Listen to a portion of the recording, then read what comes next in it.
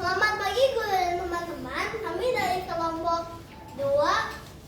Hari ini kami ingin mempresentasikan pendidikan Pancasila semester project. Perkenalkan, nama saya Lemuel dan ini teman-teman saya. Nama saya Alvaro. Nama saya Grace. Halo, nama saya Giana. Nama saya Ezi.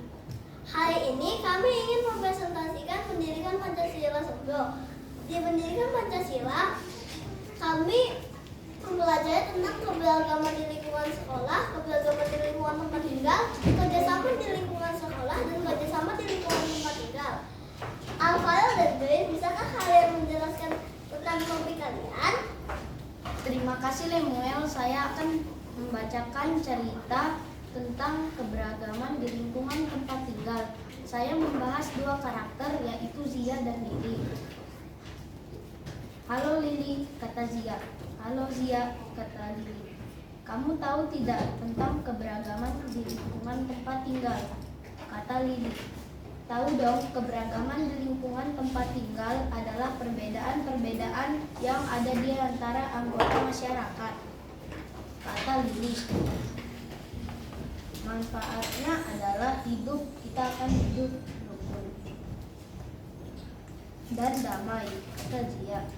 Oh begitu ya, terima kasih Zia, kata Lili.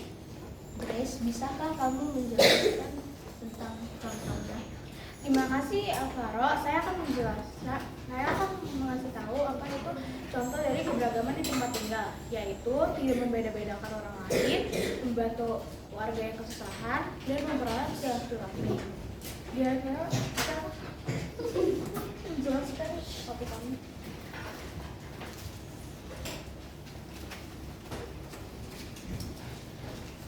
Terima kasih Grace. Sekarang saya akan menjelaskan tentang topik saya.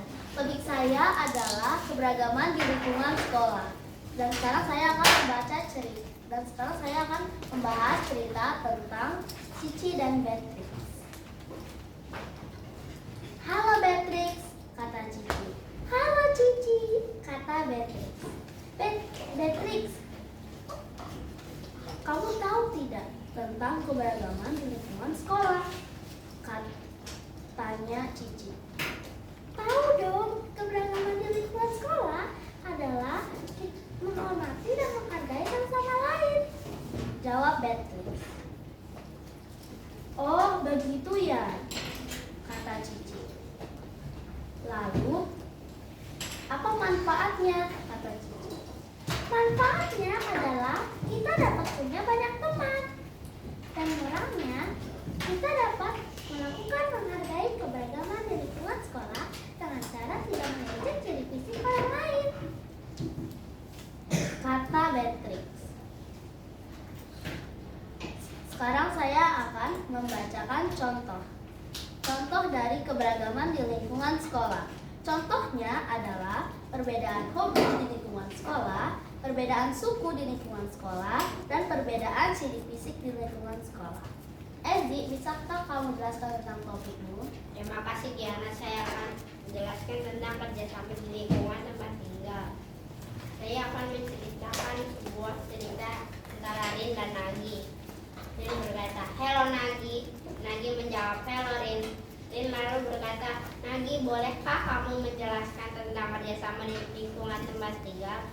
Nagi lalu berkata, "Oke, kerjasama di lingkungan tempat tinggal contohnya adalah pertemanan, dan yang lainnya adalah gotong royong dan ronda malam." Dan lalu berkata bilang, "Oh terima kasih Nagi." Dan saya akan membacakan contohnya. Bergotong royong untuk membersihkan got, bekerja sama untuk membersihkan jalan, dan yang terakhir membantu membersihkan taman.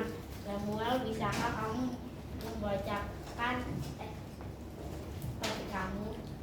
Makasih Ezi. Sekarang saya akan menjelaskan tentang topik saya. Topik saya adalah kerjasama di lingkungan sekolah.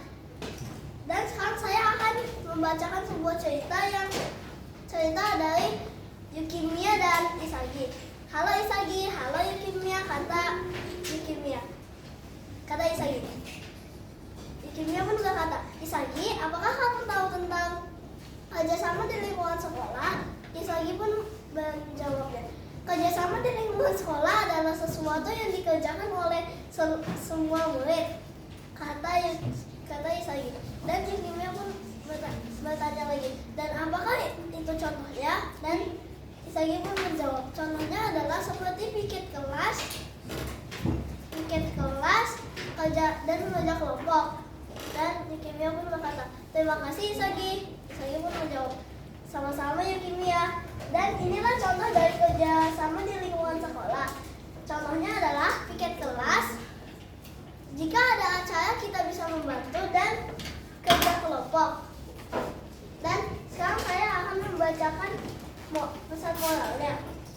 Pesan moralnya adalah kita harus bekerja sama untuk mencapai tujuan dan kita tidak boleh membeda-bedakan ciri fisik orang lain. Sekian dari